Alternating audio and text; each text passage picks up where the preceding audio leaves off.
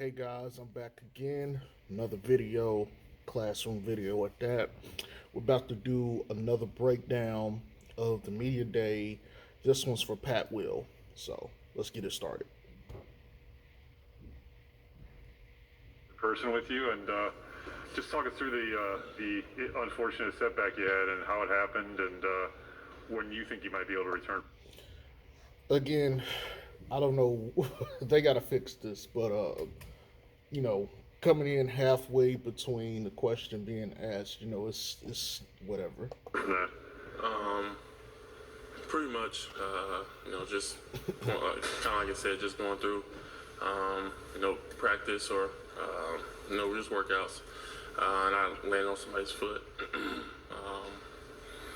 Initially, I didn't think it was that bad. I kind of was able to get up and walk off, but then it started to get swollen and got an MRI, an X-ray, and just went from there. But I think it's just a day by day process. Just trusting the staff that we have, coming in every day, ready to work. I haven't really ever gotten hurt and had to sit out this long before, so it's definitely new for me.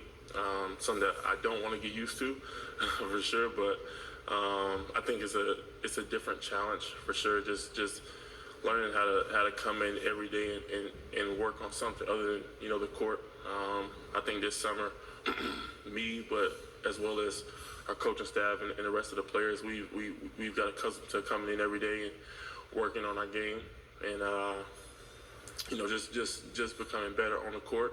I think I had to change kind of that. This is a long-winded ass answer. Look, and I'm gonna try to skip ahead a little bit. Um, but yeah, I'm trying to get it at a good point to skip ahead. But yeah, look, man. At this point, let's see. Today is October 5th. This injury happened on the 15th, so we're like 2.5, 3 weeks removed from when it happened. Earliest he should be available is about 2 weeks from now.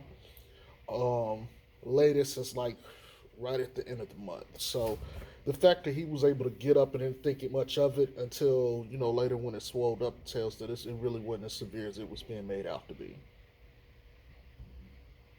Hey, what's up, Patrick? Darnell Mayberry with The Athletic.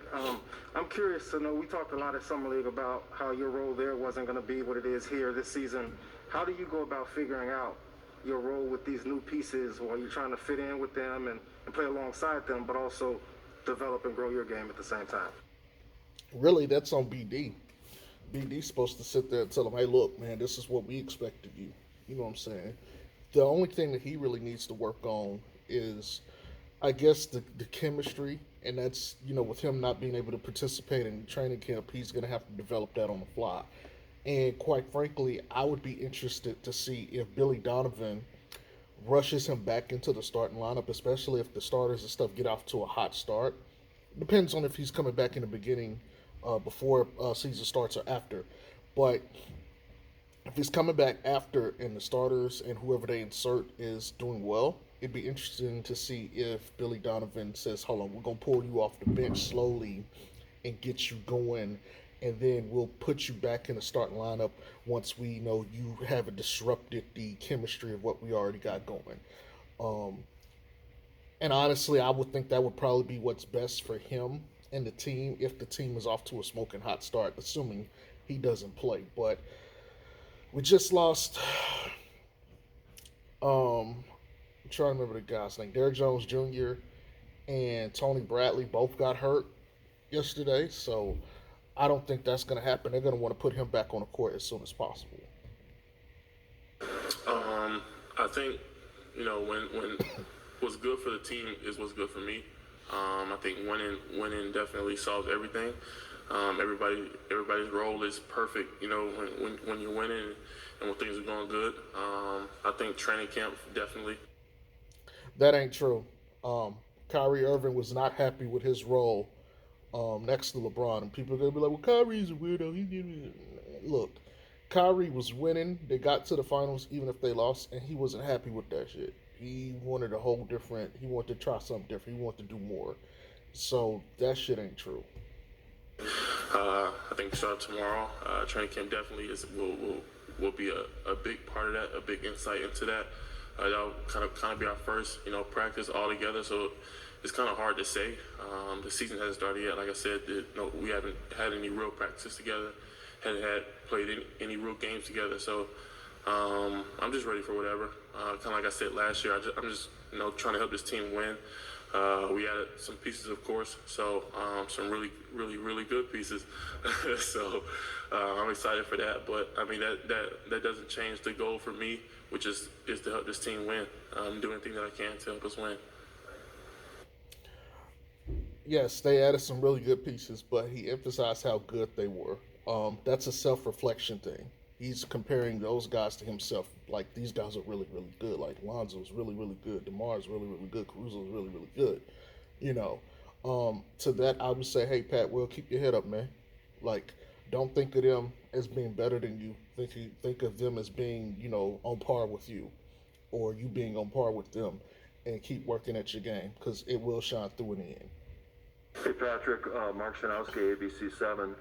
Billy Donovan was in here earlier, and he kind of surprised me, at least, by saying that one of the things that he wants to see from you is to improve your conditioning level. Before we get into that answer, let's talk about that real quick. Conditioning is an issue for most players coming out of college. Different game. They don't even play like a full 48 minutes in college. It's a whole different, level of stamina required. But last year, this guy didn't get summer league. He didn't get but a shortened training camp. It wasn't a lot of time. Like, as soon as he got drafted, it's like boom, boom, boom. You got to be in Chicago. Okay, boom. You got to get ready for training camp. Okay, boom. Now we're into the regular season. Oh, we got all these protocols. He didn't even go through a full NBA season properly, like he'll get a chance to do this year. But for the most part, that's important. Billy Donovan touched on it and said, hey, it felt sometimes like toward in the games he just didn't have that same burst he had, which is important. Guys like him who rely on their athletic ability, that's how they make plays. That's how they, get their hands in positions to defend. That's very important. And when you have a young player coming in who you're leaning on and he doesn't have his conditioning up, it kind of drags down the team a little bit. So I'm glad Billy Donovan caught that and mentioned that. Which sounds kind of odd for a guy, coming into the league at 19 years old. He said that he wants you to be able to sustain the That's not odd for a guy coming into the league at that at that age. Just because you're young, people have this thought like, oh, just because you're young, you got tons of energy to run. No, that shit ain't true. Hell, I've seen tons of even little kids, like, they can run, but they still get tired. They still need a break. Just because you're young doesn't mean like, oh, he can just keep going and going and going. No, like, I know people that are older than me who are way better conditioned than I am. I know people who are younger than me who I can run circles around. I'm 324 pounds. explosiveness you showed for longer periods of games. How have you reacted to that type of challenge, and how much will this injury set you back in trying to get to that conditioning level Billy wants you at? He definitely challenged me that at the beginning of the off season. We kind of sat down and had a meeting about the steps that he wanted to see me taking, and that was definitely a big key. I think I can definitely say that with the help of our coaching staff and our strength and conditioning staff, that my condition has gotten a whole lot better over the summer. Yeah, I didn't watch Summer League, but I remember some people on a podcast. I think it was Locked On Bulls. They were saying that they noticed, like, when everybody else on the court was fatigued in the fourth quarter, he was still like, his engine was still revving. So that's excellent. That's nice improvement. That means he definitely did work on it. This injury, I mean, it set us back a little bit. Like I said, I can't really run up and down on the court quite yet, but I can still do things like bike and, vertical climb and Alter G, which is kind of like a treadmill that takes off some of the body weight, so you're not, having the whole body weight. But kind of like I said, it's all about the work. There's always a way around, actually running on the court. That's kind of what I was talking about as far as putting in the work off the court, making sure that everything else. Okay, I'm going to skip this forward real quick. Yeah, he basically answered the question and was rambling. There's no point to hear all that. Next question. Marshall here at CBS 2.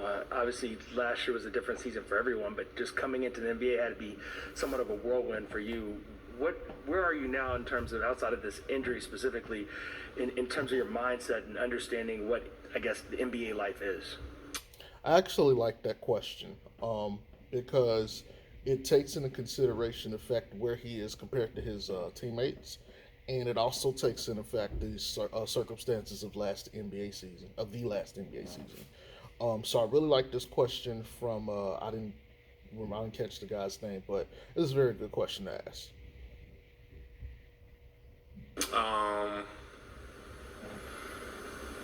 It's kind of tough to say because, like I said, last year was so different. So last year was pretty much all I knew.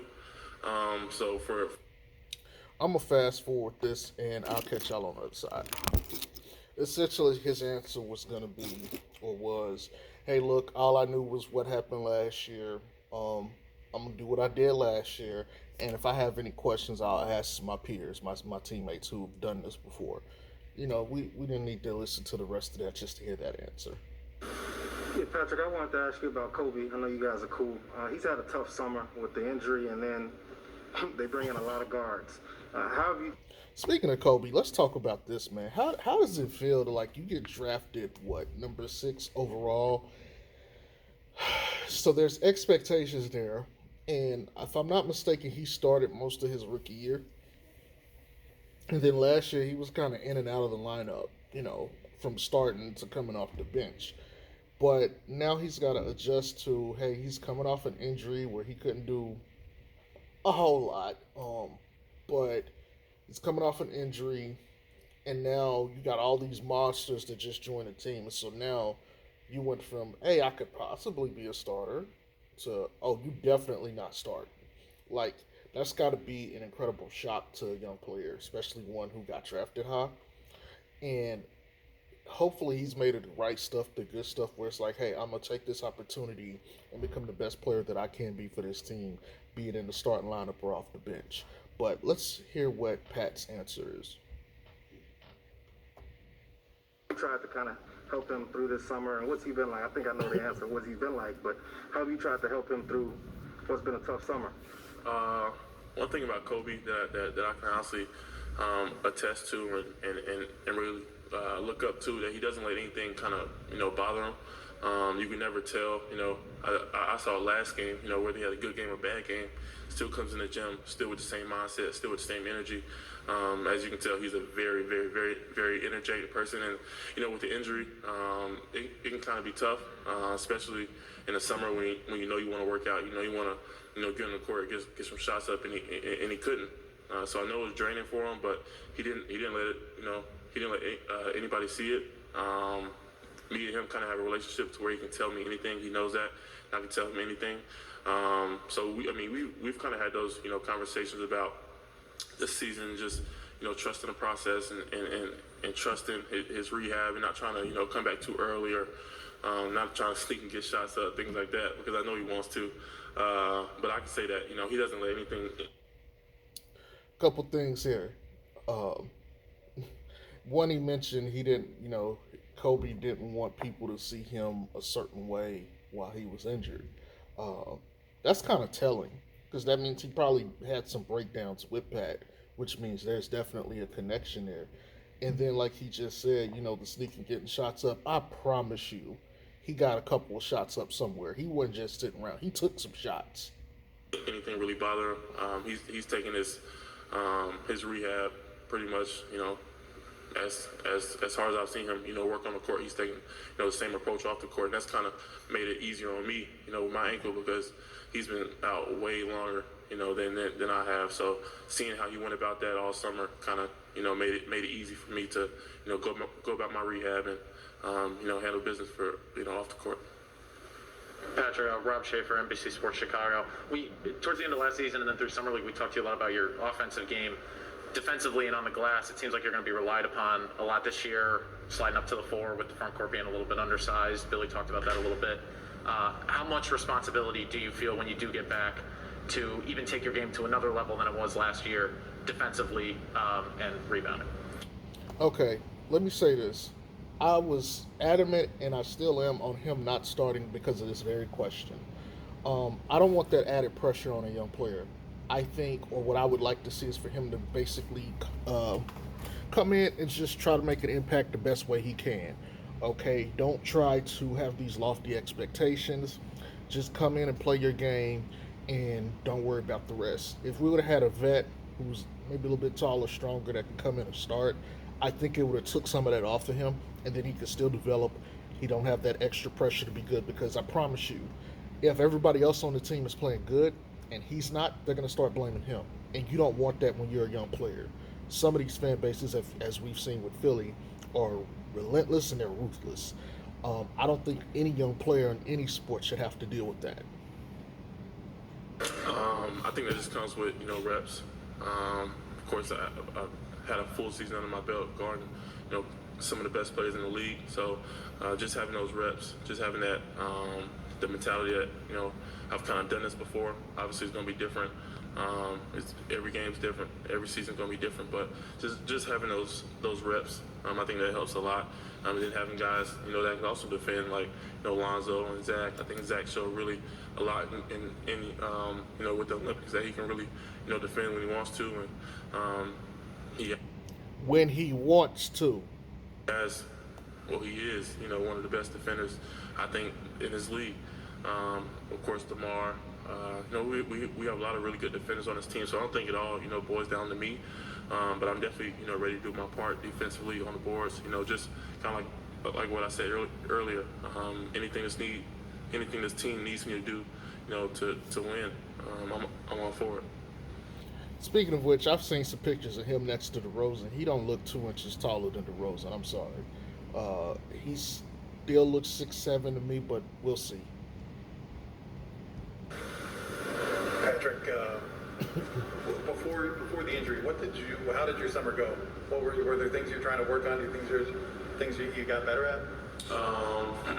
Some went really well for me. I think I sat down, like I said, after the season had meetings with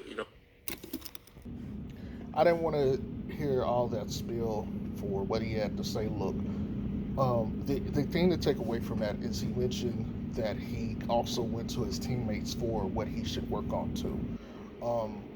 That's good and bad. It's good in the sense that, okay, you going to your teammates, they have an understanding of your game that you may not necessarily see, and they can give you advice to some degree. But at the same time, look at what happened with this roster. Okay, the only players that are still on this roster other than him is Kobe and Zach. That's it. So what the other guys wanted or would have needed from him is not what the guys that came in would have needed from him. So, he might have worked on something that would have benefited Sato, but it doesn't benefit Lonzo. You see what I'm saying? So it's good and bad. But basically, to long story short, he worked on everything he could. So. Sam Smith with Bulls.com. Last season there was some debate about your position, what you were or what you should be. It seems like now with the addition of DeMar and what Billy Donovan said, you're a power forward. Really what he is he's a combo forward. And I know that's not really a term, but I'm going to make it up anyway. He's a combo forward just like they have a combo guards. He's supposed to shift between small forward and power forward depending on the lineup, and his role is going to switch to, he's an all-arounder, okay? He's one of those guys that's going to be solid, and he's going to rely, because he's athletic, he's going to rely on his size and his athletic ability a lot. But he is a combo forward. It depends on what you need him to do. He can do most of everything. Things I think he needs to get better at personally is scoring, the aggressiveness. I always get better on the boards and defense. You can never go wrong with those two. But those things on the offensive end for sure, he can definitely improve on. And just overall, man, just being a better off-ball player. I think that's one of the things that's underestimated and underrated. And by the way, if you're a younger guy who's trying to get into basketball or something, being able to play without the ball is just as important, if not more important, than being able to play with the ball. Because most of the time, you're not even going to have the ball in your hands, so you need to find a way to make an impact without the ball. Forward or stretch four. Do you see that? Yeah. I mean, whatever position I need to play for this team to win. I mean, I think last year I kind of played, in between both 3 and 4. I don't like the way he answered this question because he kind of let the reporter guide his answer. And the correct answer for him should be, I'm going to play whatever position is necessary. I'm good at doing everything. And that should have been that, because now he's putting himself in the boxes. Like, it's like, yeah, I can be a stretch forward. Yeah, I can do that. I'll do that. I'll do whatever the team wants, I guess. But, I'm stretch forward instead of, no, I can do anything on the court at any time. If I need to bring the ball up, I can do that. If I need to guard bigs, I can do that. Don't limit yourself. Don't ever limit yourself. So, I mean, I have no problem being a 4 or 3 or anything. Just wanted to follow up quickly. It seemed like last season everybody was, Patrick, you got to shoot more. And it seems like now this season with the addition of DeRozan. This is what he really wanted to ask. That wasn't a follow-up. This was the main question. Vucevic full season, seemed like maybe you can step into a role you're comfortable with, facilitator and rebounder, role player. Do you see it that way? How do you see it? Dear Pat Will, you weren't comfortable last year doing most of the stuff. Why don't you be a shooter? Why don't you just play defense? Why don't you play that as your role? I see it. I mean, we haven't played our first game yet, so there's really no true way of knowing what role I have to play. Like I said, Thank you. I'm comfortable playing any role that I need to. Thank you. But I'm just, as the season goes on, roles change. Thank you. I think last year we kind of saw that with, COVID. Guys had to sit out with COVID. A couple guys had to sit out with injury. So there is no clear cut, I would say position or role for anybody on this team. Kind of like to his point, everybody on this team somewhat is multi-positional as far as what they can do. Lonzo's a combo guard now who can also play the 3 if need be, even though you don't want him there. But he can play 1 through 3. DeRozan can play 1 through 3, really 1 through 4. Zach can play 1 through 3. Pat Will can play pretty much 2 through 4. Vooch can be the 4 sometimes if need be, but he's also the 5. Everybody on this team don't have necessarily a defined position that's flexible, which is good. But I think everybody to some degree will have a role. But like he said, that stuff shifts. So your role should be flexible too. Said that the season hasn't even started yet, and nothing goes, perfectly to plan. So I think we all just have to be ready to, step in and do whatever it takes. From what I could see last year, the NBA season, like I said, never goes perfect. I mean, every team has a plan that they start out with, but it rarely ever goes, like that. So I think it's all about just everybody being ready to step up and do whatever it takes to win, like I said. Patrick, just on DeMar, you spoke, I think it was at Summer League, about aspiring to, a lot of different aspects of his game and being excited to learn from him.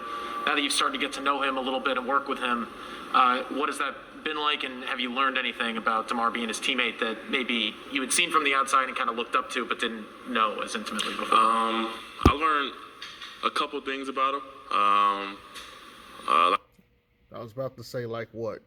Like I said, training camp hasn't started. I think training camp and then just throughout the season, I learned a lot more. Just being around him a little bit more, pretty much every day.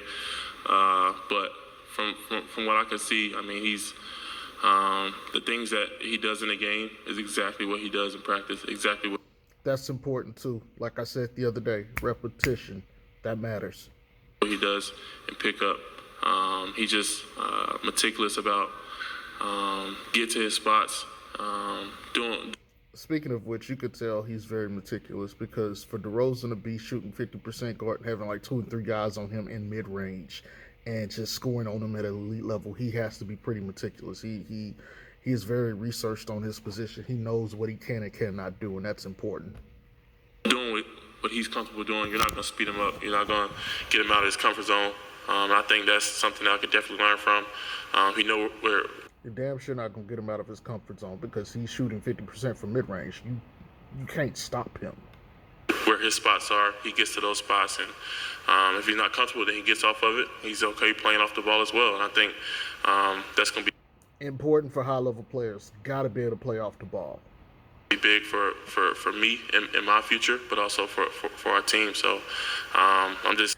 DeRozan will be good because he can give people game on how to actually work in the mid-range from his experience, and they can steal some of that. You know, Kobe, rest in peace, he used to do that with people all the time. Hell, Mark Jackson was just on Shannon Sharp show, and he was talking about how he played Reggie 1v1, and after he beat him, he was asking him certain things about his technique, how he move around off ball and jab steps and other stuff. So you can always learn. Excited to learn from him, but also, you know, the other guys still got to learn from Vooch, trying to get some post moves in there. You know what I mean? Still got to learn from Yes, very from important. Zach. Still got to learn from Kobe. I mean, it's this team. I'm just super excited, not only for myself, you know, selfishly myself, just being able to learn from all these different people, but also, you know, for how good we can be as a team. And the group of guys that we have in the locker room are, you know, some of the best, you know, on the court and. All right, that's the end of it. But look, he's right. He's gonna learn from everybody, and everybody's gonna learn from him too. If that's anything I would add to that is, big fella, don't just undersell yourself. Yes, you're gonna learn. Hold on.